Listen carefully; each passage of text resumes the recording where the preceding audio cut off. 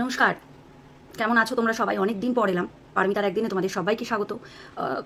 Video তো সেভাবে দেওয়া হচ্ছে না, কিন্তু কিছু জিনিস ইউটিউবে চোখে পড়লো তাই বলতে এলাম।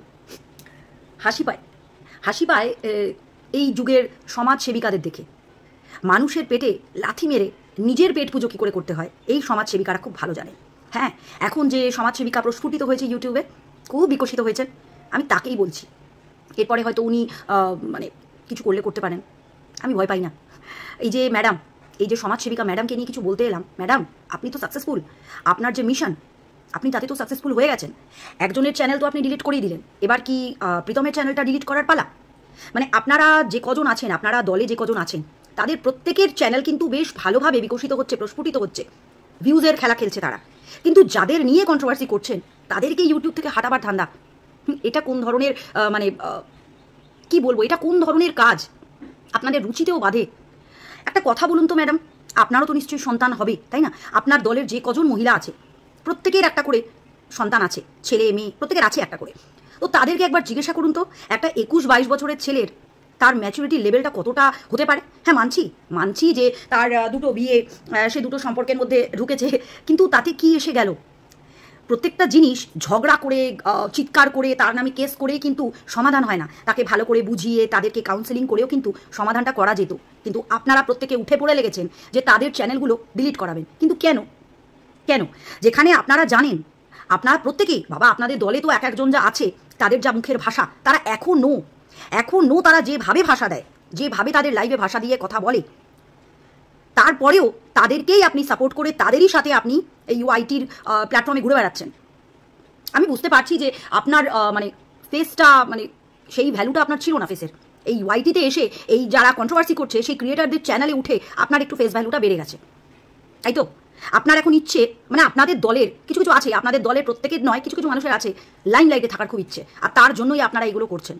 আচ্ছা, একটা কথা বলুন তো, স্বামী স্ত্রীর সম্পর্ক কেমন হয়?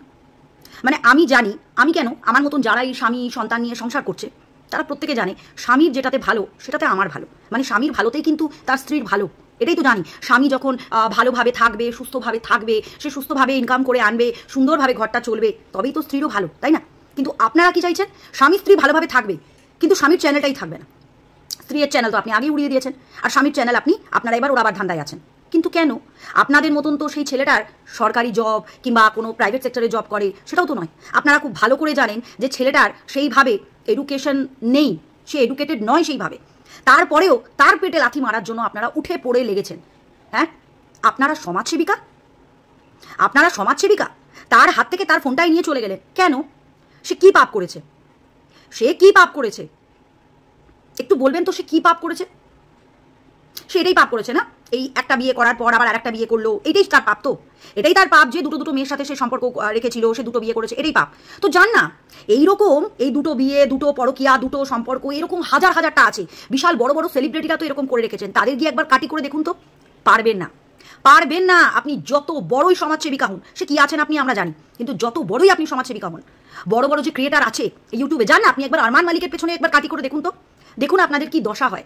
জান না, টলিউডে এত অ্যাক্ট্রেস আর অ্যাক্টর আছে যারা একটা, দুটো, তিনটে, চারটে বিয়ে করে রেখেছে, আর তাদের অনেকেরই ডিভোর্স হয়নি, তারপরেও সম্পর্ক রেখে আছে, লিভিংয়ে থাকে তারা। তো তাদের গিয়ে একবার একটু খোঁচা মারুন তো।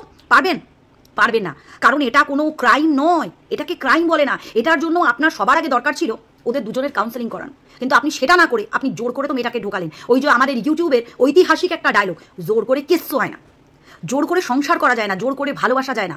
ভালোবাসা পেতে গেলে ভালোবাসাটাকে আদায় করতে হয়, সংসার করতে গেলে দুজনের মতামত লাগে। আপনারই দলের যে হাই লেভেলের গালাগালির মাসি, সে কি যে করে এসছে, তার বিরুদ্ধে আপনি কেস করেছেন, তার পেছনটা একবার দেখে এসছেন। ও হ্যাঁ, লোকের পেছনের ফুটো তো আবার দেখা যায় না, লোকের পেছনের ফুটোটা দেখা যায়, নিজের পেছনের ফুটোটা দেখা যায় না, তাই না? লোকের পেছনের ফুটোটা ঠিক দেখতে পাবো, আমি তো নিজের পেছনের ফুটোটা দেখতে পাবো না। চালুনি হয়ে আপনারা না ছুঁচের বিচার করতে বেরিয়েছেন। আপনারা চাইছেন এদেরকে ইউটিউব থেকে হাঁটাবেন, অথচ দিনের পর দিন আপনারই দলের যে মহিলাগুলো আছে তারা দিনের পর দিন লাইভে বসে তাদের গোষ্ঠী উদ্ধার করছে। কেন? কন্ট্রোভার্সি যদি বন্ধ করাবার থাকে তো শুধু প্রীতম রিমি কেন বন্ধ করবে? আপনারা কেন নয়? আপনাদেরকেও তো বন্ধ করতে হবে কন্ট্রোভার্সিটা। আপনারা দিনের পর দিন লাইভ করছেন, দিনের পর দিন পাঠা কেন?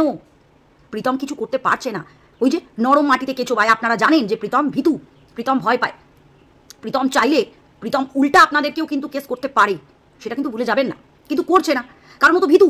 ওই যে ওর চ্যানেলটার জন্যই, ওর চ্যানেলটাকে বাঁচাবার জন্যই কিন্তু ও কারোর কাছে ক্ষমাটা চাইলো, চ্যানেলটা বাঁচাবার জন্যই, কিন্তু তারপরেও তার পেছনেই পড়ে আছেন। রিমির চ্যানেলটা তো খেয়ে ফেললেনি, সে যার হাতে যেই ডিলিট করুক, হয়েছে কিন্তু আপনাদের জন্য, এই আপনারা যে কটা মানুষ আছে তাদের জন্য।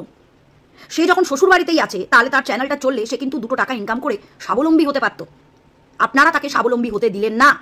এরপর আপনারা প্রীতমের চ্যানেল ওড়াবার ধান্দায় আছেন। কেন? ওর রুজি রুটি তো ওই চ্যানেলটাই, সেইটাকে আপনারা বন্ধ করার ধান্দায় আছেন।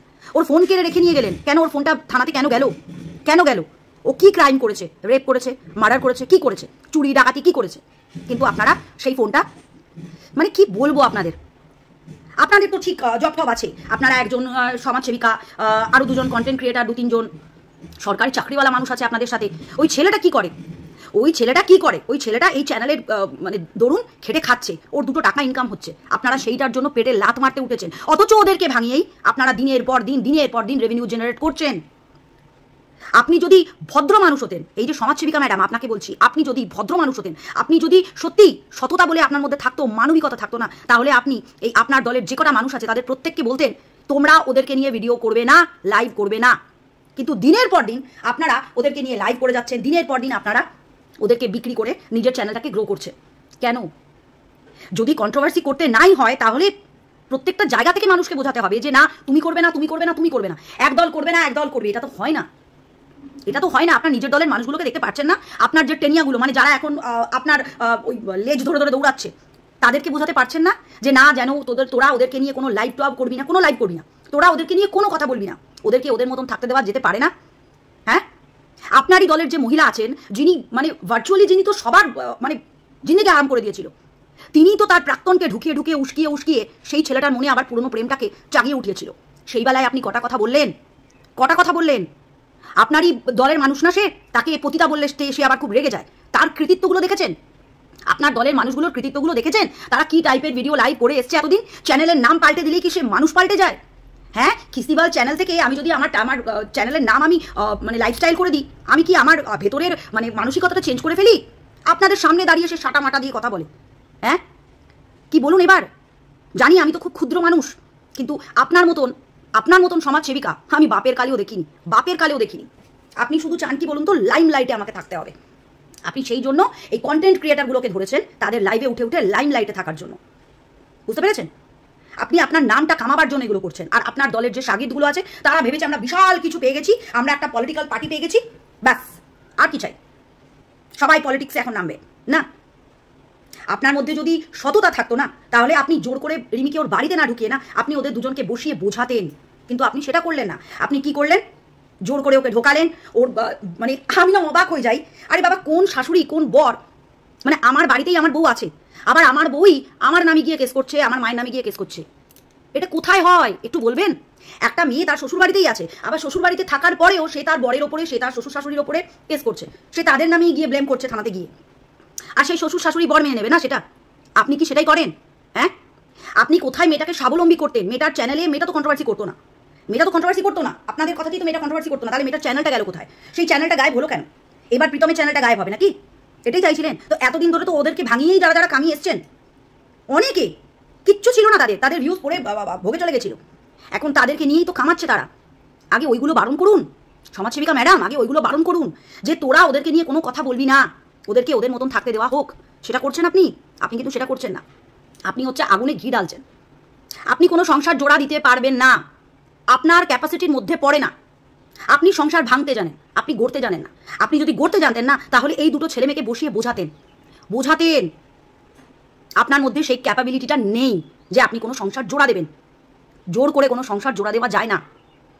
ভালোবেসে অনেক কাজ আদায় করা যায়, ঝগড়া করে, চিৎকার করে, জোর করে, কেস কাবাড়ি করে কোনো কিছু করা যায় না।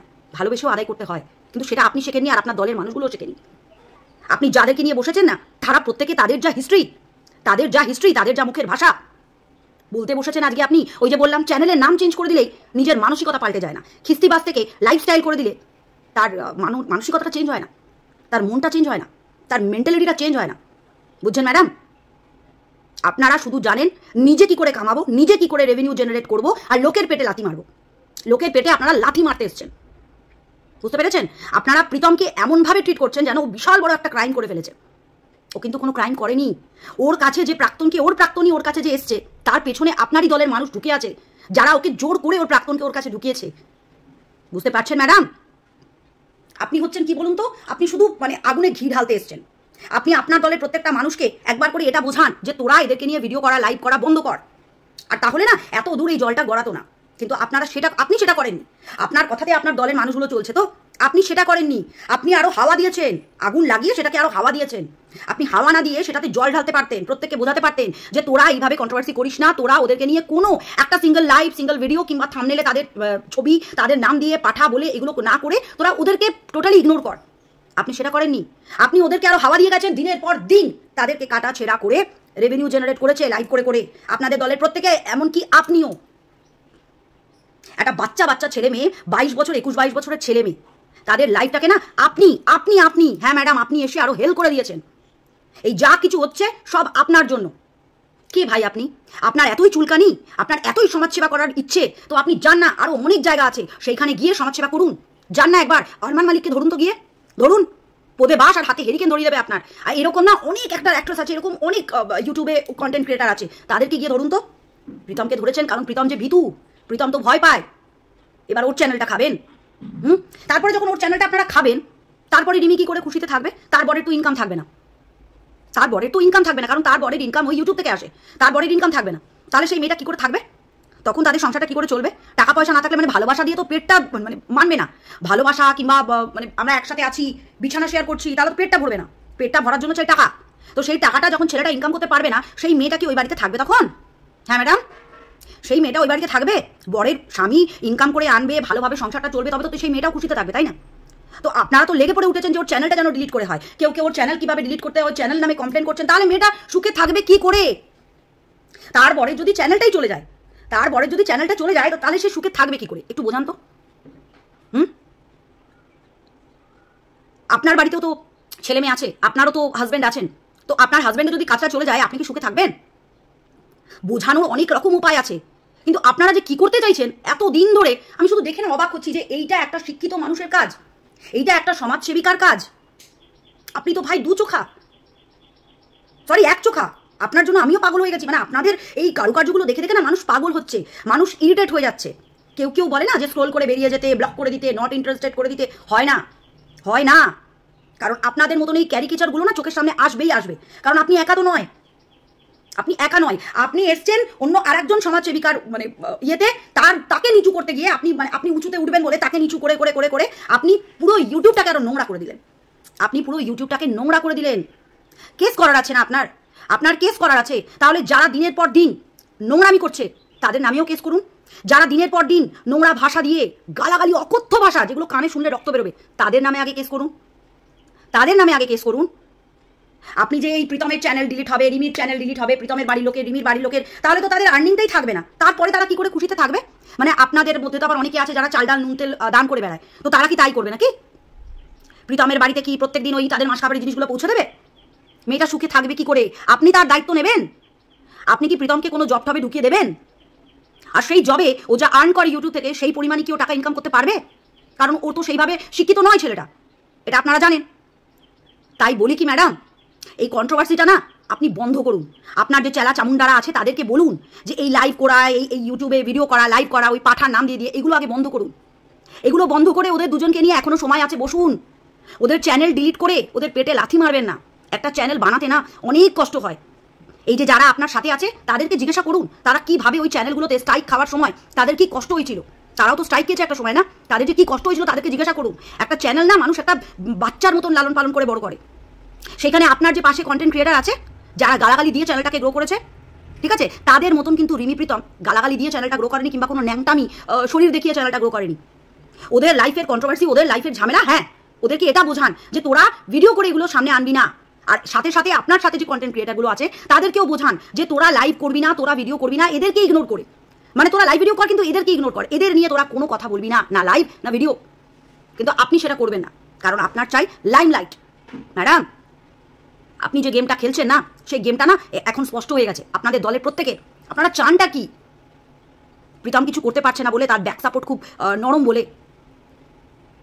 আমি একবারও বলছি না যে প্রীতম ধোয়া তুলসী গঙ্গা জল, না প্রীতম, না দিশানি, না রিমি, কেউই ধোয়া তুলসী গঙ্গা জল নয়। কিন্তু তারা তো বাচ্চা, 22 বছরের একটা ছেলে মেয়ে, 19 বছর 20 বছর বয়স রিমির, তাদেরকে যদি বোঝানো হয় বসিয়ে, সেটা কাজ দেবে। তাদের চ্যানেল ডিলিট করে তাদের পেটে লাথ মেরে ওই মেয়েটা ওই বাড়িতে তারপরে সুখে থাকতে পারবে না। কারণ পয়সা কড়ি না থাকলে না ভালোবাসার জানলা দিয়ে পালিয়ে যায়। বুঝতে পেরেছেন ম্যাডাম? পয়সা কড়ি না থাকলে না ভালোবাসা, সে যত বড় ভালোবাসা থাকুক, জানলা খুঁজে, কোনো ফুটো খুঁজে পালিয়ে যাবে। তো সেই অবস্থাটা তখন রিমিরও হবে। রিমি যখন দেখবে আমার বর আমার কোনো স্বপ্ন পূরণ করতে পারছে না, আমার সেই কোনো আশা আকাঙ্ক্ষা পূর্ণ করতে পারছে না, তখন রিমি আপসে পালিয়ে যাবে। আপনারা যতই জোর করে দিয়ে আসুন, যত জোর করে দিয়ে আসুন। তাই বলি কি ম্যাডাম, ওদেরকে ওদের চ্যানেল করে খেতে দিন। ওদেরকে এটা বোঝান যে তোরা তোদের পারিবারিক কেচ্ছা ইউটিউবে আনিস না। তোরা নর্মাল ব্লগ কর, নর্মাল ট্রাভেল ব্লগ হলো, খাবার ভিডিও হলো, ডেলি ব্লগ হলো, সেগুলো কর। তোরা তোদের কেচ্ছাগুলো বিক্রি করিস না ইউটিউবে, আর তোদের নিয়ে কেউ যেন কন্ট্রোভার্সি না করে, এটা বোঝান। এটাকে নিরপেক্ষতা বলে। আপনি দোগলা, এটা আজকে বলতে আমি বাধ্য হচ্ছি। আপনি যে কাজটা করছেন, আপনি এক চোখা হয়ে কাজ করছেন। নিরপেক্ষর সাথে আপনি কাজটা করুন। আপনি মোটেই সমাজসেবিকার কোনো কাজ করছেন না। কোনো সমাজসেবিকার কাজ এটা নয় কারুর পেটে লাথ মারা। নমস্কার, ভালো থাকবেন আর দিমাগ লাগিয়ে কাজটা করবেন।